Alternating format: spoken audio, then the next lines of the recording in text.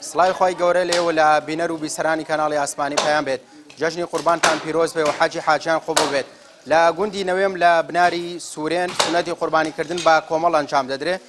من بۆ وەرگرتنی زانیاری زیاتر هاوڵاتیەکی ئەم گوندەم لەگەڵایە دەمەوێت بزانم پرۆسەکە چۆن دەڕوا بەڕێوە تاکو ئێستا سەرەتا بەناوی خوای گەورە و میهرەبان بە خێراتنی کەناڵە بەڕێزەکەتانەکەی نیاخوا بەخێر بێن سەر چاو بۆ ئەم شوێنە پیرۆزە لەم ڕۆژە پیرۆزە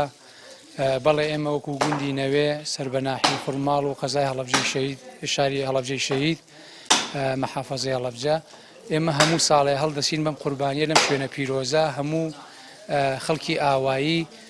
ئەوەی کە مەڕی هەیە مەڕیەنین ئەوەی کە بزنە هەر عینەن شت و مانگا و نەون ئەو شتانە هەمووی بە هاوجەمی و بە هاوکاری یەکتریین لێرە سەری ئەبرین و بەڕێک و پێکی تەوزیعکەین بەسەر هەموو ماڵەکانە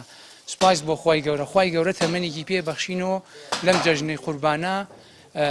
ئیشاءڵڵا هەڵساوین بەم خێر و لەم شوێنە مبارەکە و لەم قوربانیە ئیشاءڵڵا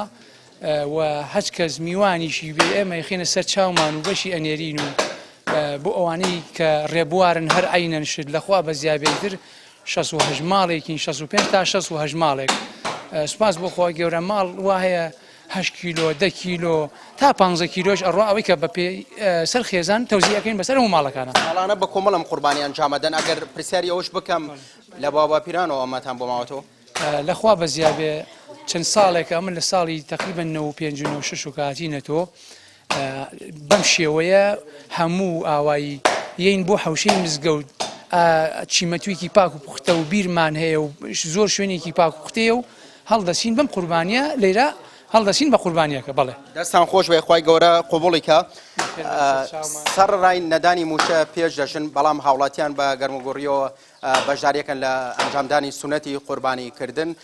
و هاوڵاتیان سەرڕایەوەی کە بارودۆخیان سەختە و بارودۆخیان خراپە بەڵام ئەمە